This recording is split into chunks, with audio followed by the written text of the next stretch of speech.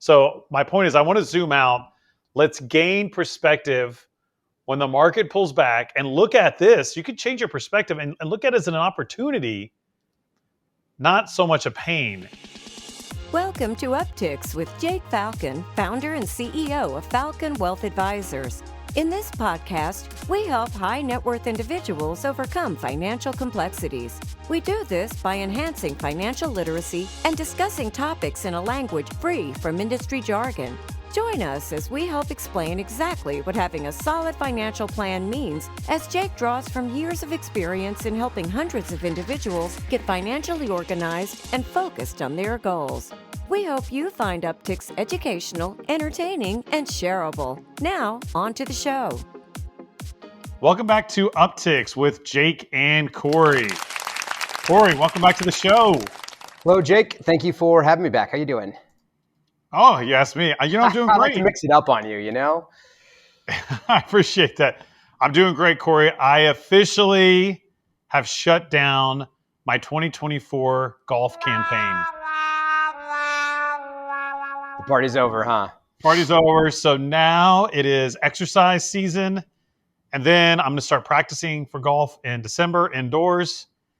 And you know me, I got a golf trip planned in January. I'm gearing up. It's a tournament in January. Go ahead.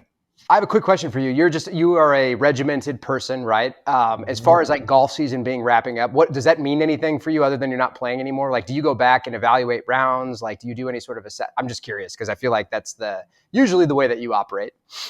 I usually do, except this year I got a little worse. My handicap went up. So I don't like that. So I don't really want to evaluate it. I want to work at it. I'm going to work at it harder. Don't blame me there. I've been reading a really good book. You're reading it also, called The Art of Learning. Yeah. So for our viewers out there, I really enjoyed it. It's by Josh. I think I've talked about it on the show before. I'm almost done with it. It's by Josh Waitzkin. He's that prodigy chess player turned Taekwondo champion. Pretty crazy. Really good book. It's an old book. I really enjoyed it, though. Are you liking it? I am. Yeah, I am enjoying it. It's. I don't know how much of the story I really knew before I got into the book about him, actually. Have you seen the movie? No.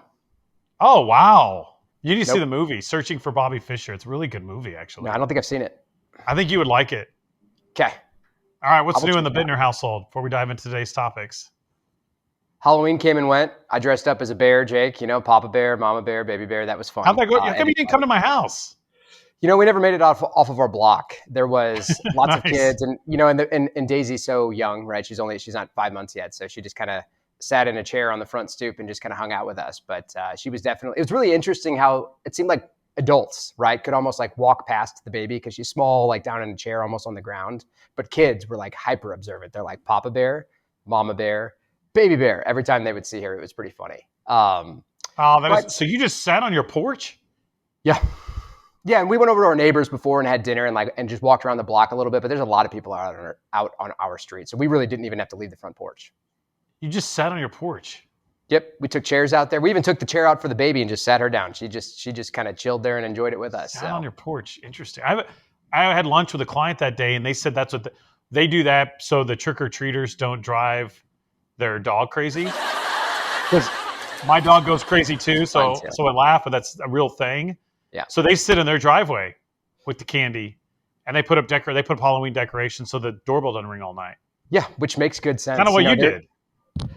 Yes. Yeah, exactly. You know, and I learned the other thing, I've already learned this before, but I'll just share it here real quick, Jake, because we're talking about this, and I think it's kind of funny, is that, so growing up in St. Louis and going trick-or-treating was very much a thing. If you went to a house and you wanted a piece of candy, you had to tell a joke.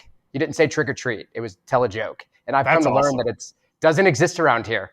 Never heard of that. Never heard of that either. Yes, I thought that was universal, Jake, as a child in St. Louis. I've learned that is not true. Yeah. You should start it back up at your house. 2025. That's good. We'll do it. All right. Enough about that, Cory. Yeah. We're in November. We are in November. And we owe it to the Kansas City Chiefs, Cory. We owe it to the Chiefs to talk about them on Upticks. 8-0, Cory. I want to hear, we always make fun of people that make predictions on this show. I want to hear, do you think the Chiefs will go undefeated and win the Super Bowl? Fairy book ending, whatever you want to call it, fairy tale ending. Do you think it's going to happen? No. I don't know. I think it's a possibility. I think after this Agreed. week's win against Tampa Bay, I think they can beat anybody because they didn't play very good and they won. I think they can go undefeated. It's been a lot of the season. I just think it's just hard to do, right? I mean, I'm calling it here. Prediction: they're going to go undefeated and win the Super Bowl. Done. Oh, let's see. I'm going to see if I can put that on a chart for next week. Maybe we can look at it. All right, good. I know you had one other fun topic you wanted to bring up. Or maybe not fun. Yes. One other topic. Go ahead. Yeah, just to bring this up, Jake, you and I talk obviously on the show each week. We both meet with clients and talk with clients as well. But I do want to just point something out for our audience and just share a quick anecdote from a meeting that I had with a prospective client just yesterday, Jake, that told me that they made recently $1 million mistake. And the $1 million mistake that they made was a few years ago. They were panicked and concerned about the market, and they moved everything out of the market into cash in their 401k. And a couple of years later, they haven't made any changes, and it's still sitting where it was. And they felt, frankly, just a bit paralyzed by making a decision. And the reason I bring this up, though, is because this was somebody who was close to retirement, smart, has done well for themselves, put themselves into a good position. But these are real people, and this is a real example of, frankly, what I think was probably just emotions getting the best of them. I appreciated the transparency and honesty around here's what happened. I recognize it's time for us to take a different approach. But this is a real example and a real thing. And it's why we talk about financial education and financial literacy every day and every week and every time we record the show. Yeah. And first off, I hate to hear that, but I want to encourage people that if they've made a similar mistake, there's no shame in that. None. There should not be any embarrassment or shame. We are human beings.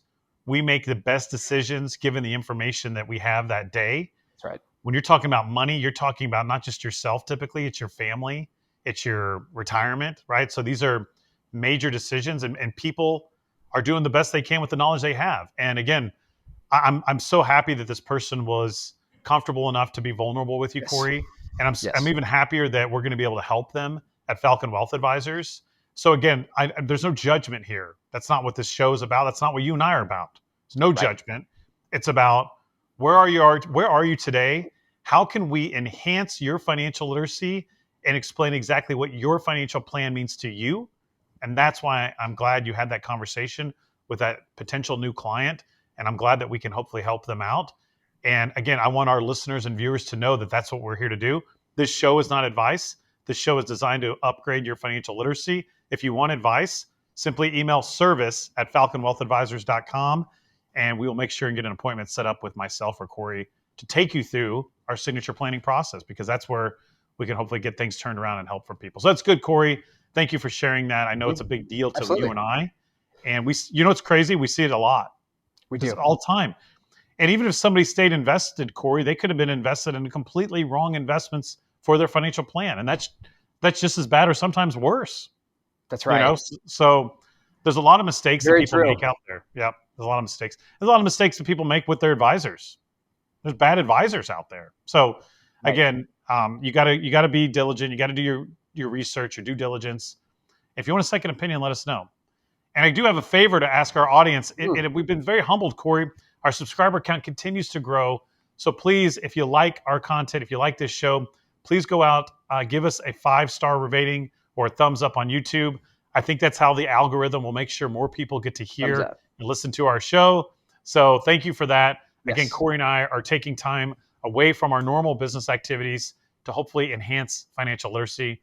And that's the whole point of Upticks, Cory. So let's take it away. All right, play ball. First off, Jake, you bought blockbuster I-bonds. Here's what to do with them now. Cory, do you remember I-bonds? I do. Oh, yeah. All the rage in 2022. Yeah, so if you're going to go to 20%, but go on. Yeah, so if you're watching or listening to this and you haven't heard of I-bonds, go back through our archives, go back to our episodes that we recorded in Upticks in 2022. I'm sure we did an episode or two on I-bonds. I-bonds are basically inflation bonds issued by the United States government. And I would argue that their interest rates jumped very dramatically in 2022. In fact, these I-bonds were paying 9% back in 2022. And that's why they were all the rage.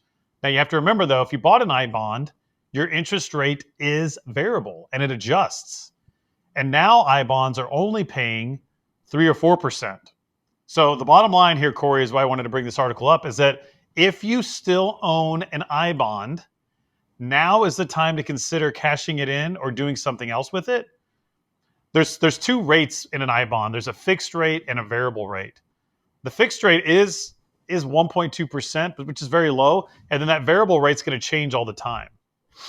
And so my point is, if anything, do yourself a favor, go to your Treasury account online, pull up your iBond, let's see what that current yield is. Let's see because you got to remember there's potential penalties for selling it early. Right. There's all these stipulations you need to be aware of. I'm not going to go into those details of today's show. My takeaway is review your iBonds if you own them.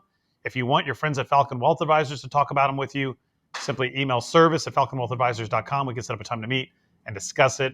But it's something that you need to be aware of. It's not a set and forget it. If you bought this thing in 2022 and you thought you were going to get 9% forever, that's not how they work. So it's something that does need to be managed and looked at. Do you have anything to add there, Cory? I don't think so. I think you've summarized that pretty well, Jake. I do. All right, good. Look at me. So let's go on to the next topic here. Cory, in retirement, it's time to put our costs under the microscope. Yes. So, Jake, this was from the Retirement Rookies monthly column in the Wall Street Journal about a married couple that retired in late 2022. Maybe they bought iBonds. Just kidding. That live in San Francisco. He was a longtime Wall Street Journal editor, actually. So one of these two from this couple. So yeah, I talked about these. This is what I talked about on the show with. Yeah. Yep. You've brought him up on the show before here. So this particular article was about, again, putting their costs under the microscope in retirement. I thought there was some really great wisdom in here to take away and really share here today. So first off, what they do is they review their spending to identify what they call parasites, which are the recurring costs that quietly suck dollars out of their accounts, but give them little or nothing in return. For example, they actually talked about Netflix, subscription services, et cetera. Just those costs that you're paying that you might not even know they're there. They also found subscription mistakes. Charges were for subscriptions or services they no longer used or needed. For example, the lady in this article, Jake, said that she had been charged $28 a month from a sewing machine advice website for over a year and a half, where she thought she was signing up to get access to videos on how to fix a sewing machine, literally charging her almost $30 a month. They identified lost opportunities to save, like not using the half-price senior transit passes, for example, where they're at. I got something I want to share. Good. Go ahead. Go. My dad, hopefully he's watching or listening to this. Did I tell you about this? No, I don't think so.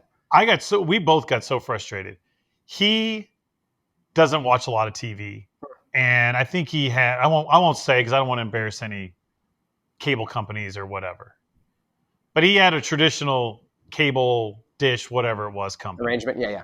And he wanted to cut the cord, and I said you can go on a cheaper streaming service. Cory, they made it so difficult and hard for him to do that.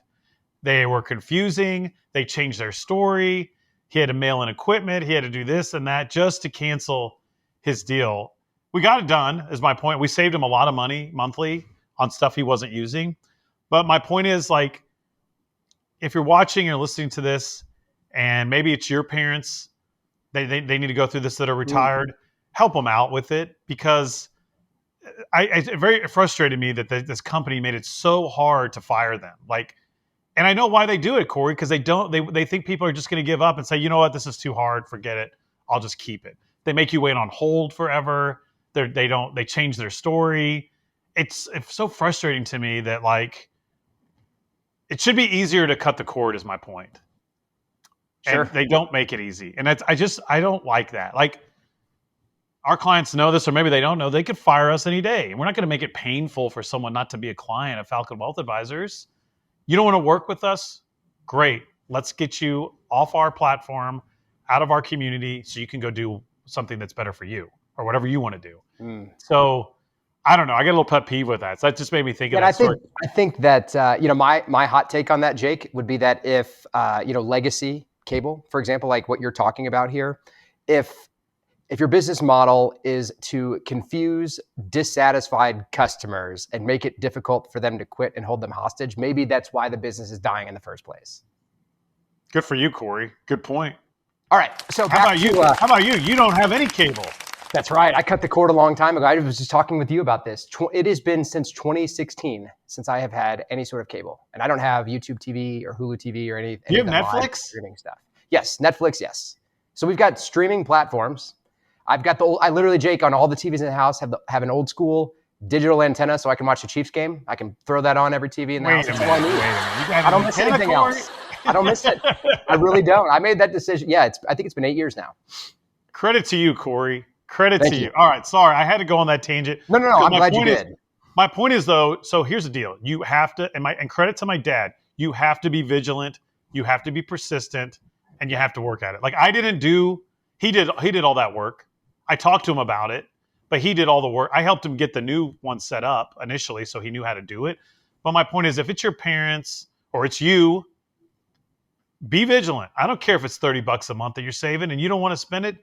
Go at it. This is your money we're talking about. This is your financial plan. Go ahead, Cory. That's exactly right. Yeah, nobody's going to care about it more than you are too, right, in that regard. Right. So I back to this article, though, ultimately, I think in the last piece I wanted to share here, this couple, they acknowledged that all of these items, right, $20 here, $30 there, it's a drop in the bucket compared to the big ticket items. And they pointed out that the largest financial drains in their house are old vehicles, for example, that they were continuing to register, pay for insurance, but he just hasn't gotten around to fixing up. But this guy literally, Jake said, it's like, I told myself when I retired, I would fix up these 2 motorcycles. I've been retired for more than 2 years now and I haven't touched them. Maybe I'm not going to fix them up. But also the old Victorian home that they live in. So that's the stuff that moves the needle. But my takeaway is exactly what you've already said here today, Jake. Exercise financial vigilance. Regularly review your finances and your expenses to find opportunities to cut things out that just aren't valuable to you. And I think the reason that some people find this to be more of a struggle, Jake, is just because I think this is harder than just blaming inflation or corporate greed. Taking the time to go through where you're spending money and evaluating whether or not it's important to you. But I think that agency that you can take over your money in life is really valuable. Good, Cory. And I know it's a lot to chew or a lot to bite off. So I want to challenge our audience. I would suggest, and again, it's not advice, but I would suggest maybe a tip or something to think about is maybe you just try to tackle one of these a month, right? Don't try to figure it all out, but just say, you know what, this month I'm going to go over all my bills. I'm just going to make sure that I'm using and get value out of everything I'm spending money on. And if there is that little subscription, or maybe you're right, maybe somebody has 4 motorcycles and they're insuring all of them, Cory. You can only ride one at a time. Do you need 4 of them? Maybe you revisit that. You look at yourself in the mirror. You get honest with yourself first. Right. What do I value? Where do I want to spend money? Because you're right. The $20 here, $30 here, sure, it adds up. But you're right. If you've got 4 motorcycles and they're just collecting dust, like maybe you should give them away to someone in your family, or get them out of your name, right? Or someone else that's going to enjoy it and use it. Unless you have it earmarked, like, hey, these are for each one of my kids, and I'm going to hold them till then. Like, I get it. Everybody's going to have their own. You can get non-operative tags, right? That lowers the cost for registration. It lowers everything. The key here is just to revisit it, review it, check in with it. Maybe you're like, yeah, Cory, I want 8 motorcycles, and I like it. Cool. Perfect. I'll say, great. Let's get you 8. Yeah, let's figure it out. I think real quick, I'll just share here, Jake, though, because I actually do have I do this myself. I just want to share the way that I approach this. And maybe, again, it's maybe a little old school. But my credit card, I get the monthly paper statement, not electronic. I get the paper statement at home. And once a month when I get that statement, I literally sit down with a pen and I go through and I circle all of the recurring charges. I'm not thinking too much about it. I'm just circling them. And then I'll go back and revisit that. I'll look at them on a month-to-month basis. But it's just like, there's $185 in streaming services, right? Or whatever it is here and there. Is that what I want to keep paying? Is that worth it? And that's a simple way to do it, but it's worked. That's excellent, Cory. I don't do that. I should do that. I don't do that. You feel good about it. You'll never feel better about saving $15 when you're like, I'm canceling it. So that's good. That's good. Good. So, talking about, let's go on to the next one because I got something on mood. Mood. Good. Here. The surprising link between your mood and your stocks. Yeah, this was alarming, Cory. So the research in this article suggests, get this, Cory, antidepressant prescriptions increased when local stock prices dropped. Yep. So let's say and again, this is not a specific, let's say Coca-Cola is in like Atlanta, right? So that's what this article is suggesting. It didn't say Coca-Cola specifically, but if you lived in Atlanta and Coca-Cola stock plummeted, they're saying that antidepressant prescriptions increased, which is scary to me. I mean, that's crazy. And I think every investor should be aware of this. So my point is I want to zoom out. Let's gain perspective when the market pulls back and look at this. You can change your perspective and look at it as an opportunity, not so much a pain. And if you are worried or nervous or have anxiety, set up an appointment with your wealth advisor and revisit that financial plan. I don't want to hear about clients on antidepressants because the market's down. That's bad. Me neither. That's bad. I mean, that's... Now, how much, though, is correlation and causation there? I mean, those are two, like... Yeah. Is that link exists as clearly as it's being described? But to be fair, though, I'm with you, though, in that it doesn't shock me. And it is alarming, and it's not ideal, and really not what you want, because, again, it's one of those things, right, that nobody's going to be able to control what the market does on a day-to-day or even year-to-year basis. But also there can be really great times and really difficult times, right? And the more that you kind of just anchor your emotion to what happens there, you're going to feel the same volatility that you experience when you watch the TV. Like, you're going to feel it internally if you're, in my opinion, if you're... But you got to remember local, like, because the key was local. So, like, if to use my Coca-Cola example, if you work at Coca-Cola and the stock is down, well, now maybe you may be worried that you can't retire, or maybe you're going to be worried that you're going to get fired. So I think that all brings into it too. So it's another reason to diversify. Correct. Right? Let's not put your entire future, your retirement in your company stock. I think is another point of this. It's like, let's diversify that portfolio so that if where you work is a publicly traded company, and if that publicly traded company stock is down, you don't need to go on antidepressants because you're diversified. So that's there's two takeaways on this, but I hate to read articles about that. I mean, money is a crazy thing, Cory. It does drive emotions on a lot of people. And I think you can get help with having a financial plan. I think having a financial plan, does it solve all your problems? No, but I've certainly seen it firsthand with my clients alleviate a lot of their concerns, because I could say, yeah, the market's down. Let's look at your plan. How diversified are you? How are your other investments doing? Like, I can do that. I can show them that. And I think that's the key. That's the key piece of it there. Yeah, that's really good. I wonder if the stock price recovers, do people get off the antidepressants? I hope so. I hope so too, right? I would hope so. All right, Cory, here we go. On to the next one. Cory, cut your 2024 taxes before it's too late. We're in November, Cory. We're running out of time. Yes, the end of the year is weeks away, and to improve your tax picture for 2024, the time to act is now. As usual, most moves to reduce taxes for this year in 2024 typically need to be completed by December 31st, so the clock is ticking. And I wanted to point out, Jake, just a few to really be aware of. One is to check your withholding and estimated tax payments, because there are higher penalties for underpayment into the IRS this year. So if you're at work and you have money withheld from your paycheck, if you have a pension and you have tax withholding, Social Security, IRAs, whatever it might be. So estimated taxes and checking the withholding, because increased interest rates, Jake, that's what drives the percentage, the actual penalty that people have to pay on underpayment, higher. So it's quite a bit higher than it was a couple of years ago. And the team at Falcon Wealth Advisors and our financial planning team stands ready and waiting ultimately for the tax planning for our clients for exactly these items that we're talking about. Next is the inherited IRA withdrawals.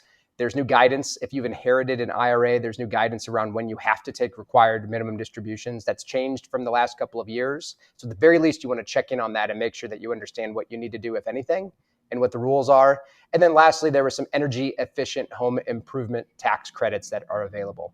But I think the main takeaway here, Jake, is that the time to act, the time to plan for 2024 taxes is now, not after the first of the year. And our team is here and available and willing and able to help.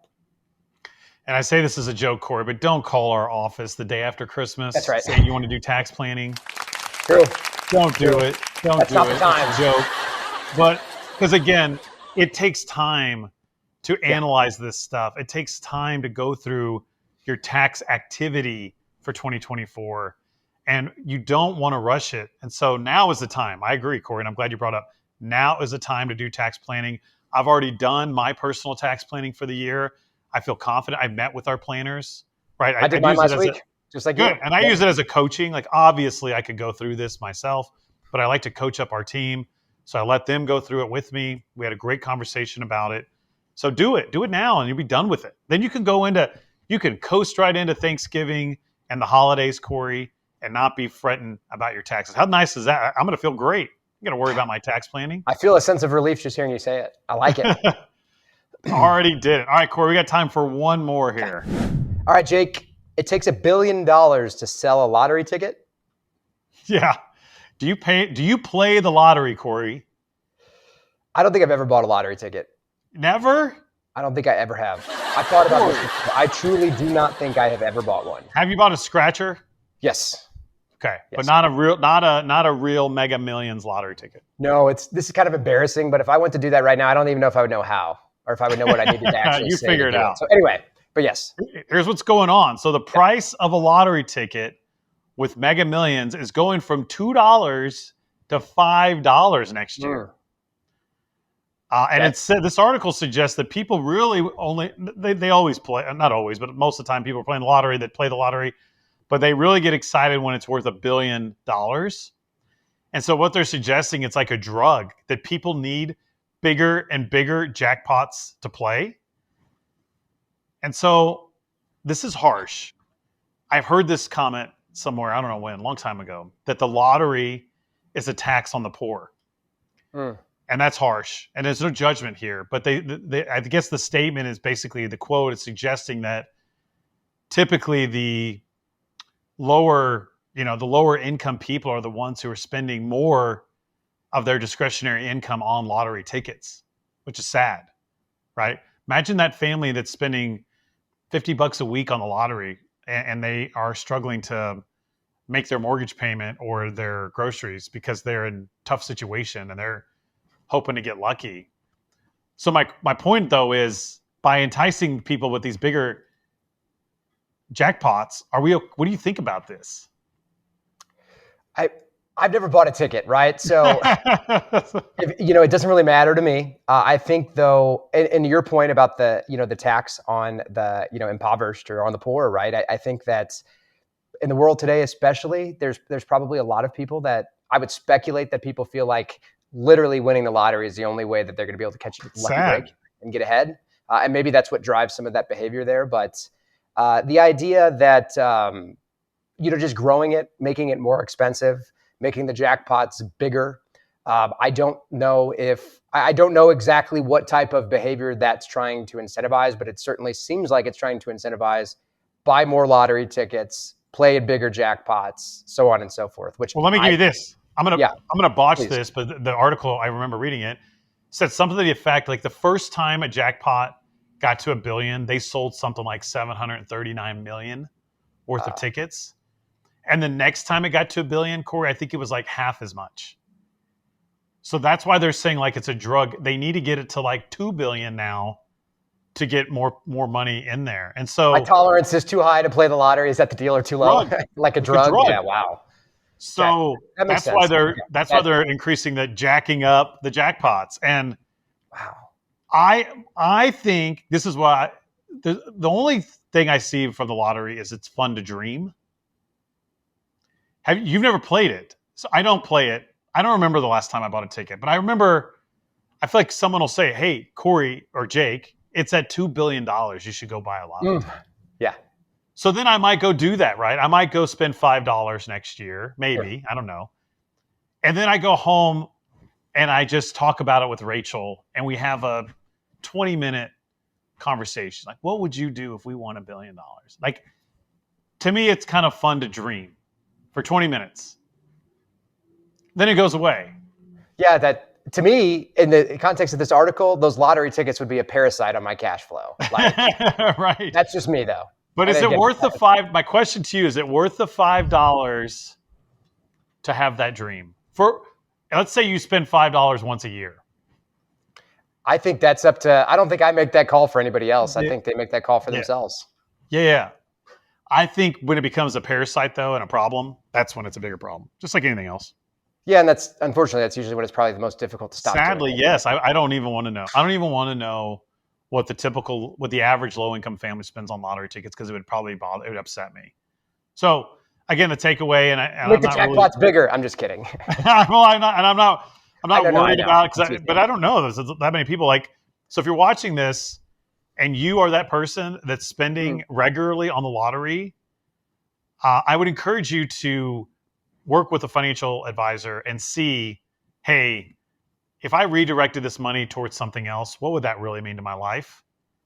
And you're probably doing it for other psychological reasons that also needs to get checked in with, which is, I'm not saying it's bad, but maybe you're caught in this dream loop, just like drugs. There's some sort of euphoria or high that spending the money on this lottery is causing you.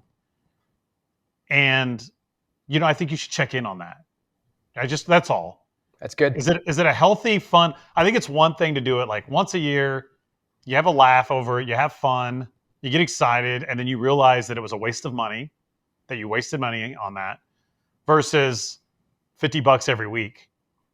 That's different, especially if you can't afford it. Now, if you can afford it, and this is your thrill, and your financial plan supports it, there's no judgment here, right? If it's illegal, right? I don't know if it's ethical, but it's a lot that state sponsor, whatever the country sponsors it. So my point is, I just want to bring awareness to it and people to check in on it. That's all. Absolutely.